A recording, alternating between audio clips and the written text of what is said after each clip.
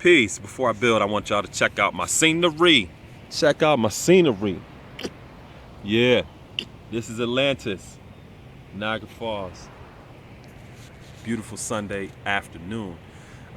Last week I had a chance to be the guest speaker for the Niagara Liberty Partnership Program, and the Niagara Liberty Partnership Program works with at-risk youth, and they provide them with services and programs to help increase their academic performance, as well as support and give them guidance on how to make a successful transition from their high school years to after high school.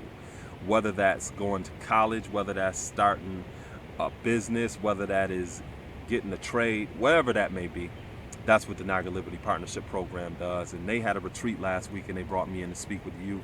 I spoke for about 45 minutes and then I screened a 30-minute documentary, The Three Wise Men. For those of you who haven't checked it out, just go on my channel, put in Three Wise Men and put in Atlantis Build, and you have a chance to check it out yourself. So after the documentary, I also spoke for 30 minutes just elaborating on some of the social economic circumstances I highlighted in that video. And the main thing I focused in my engagement with the youth is I talked to them about the map not being the terrain, and how oftentimes as we go through school, it's not necessarily an educational process. And when you look at the word educate, it comes from the Latin root adducere, which means to draw out.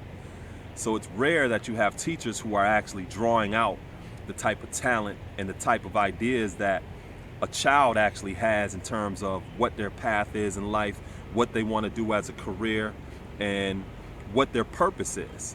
People are usually just being told, get older, go to school, get a job, or get older and get a job, you know, and not truly guiding a person in terms of being a productive member of society, in terms of what their contribution is to this world, and finding out what their purpose and career path is. So that is what I focused on, and that is why I emphasized the map is not the terrain. So the analogy I gave them is, suppose you wanted to go on a trip and you put the destination in the Google Maps.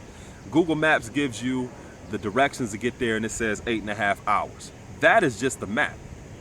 That Google map tells you nothing about the terrain. So in terms of the weather, you may encounter torrential downpours, and even though the map said 8.5 hours, the weather says 9 hours and 15 minutes. And that's something the map didn't tell you, but you learn that on the path or on the actual terrain. There may be detours and road construction going on that the map doesn't tell you about, but you'll find that out while you're on the actual terrain. You may encounter roadblocks or traffic stops where police are checking drivers for seat belts or whether they're driving under the influence or not. That can also delay your opportunity or your ability to arrive at your destination, and that is also synonymous with life. So that's one of the things that I told them about. You may have some ideas of where you want to go. Like I said, when I was 15 years old, if they would have asked me, would you be writing 12 books and doing speaking engagements and youth mentorship programs?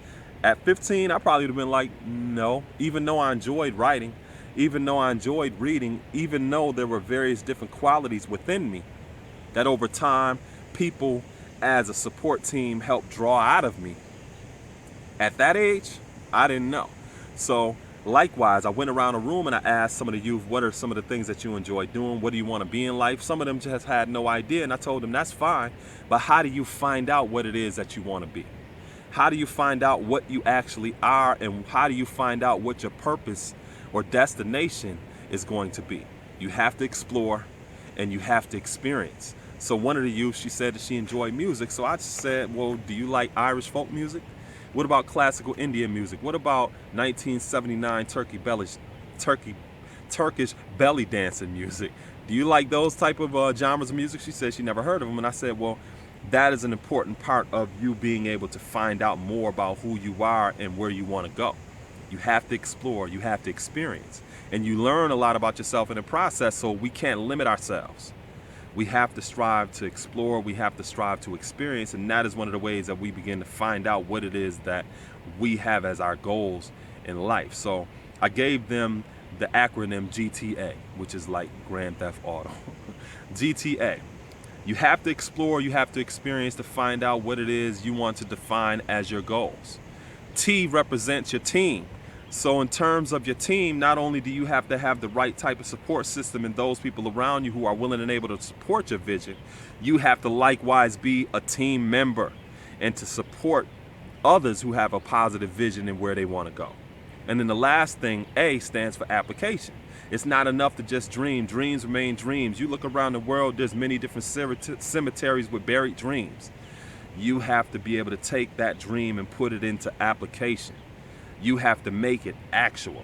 So GTA, you got to have goals. You got to have the team. You have to have the proper application. And that is one way that you can help navigate the terrain. You have to be open-minded. You have to be aware. You have to be conscious that even though you may have an idea, even though you may have a sense of where you want to go, that may not be the direct reflection of the terrain.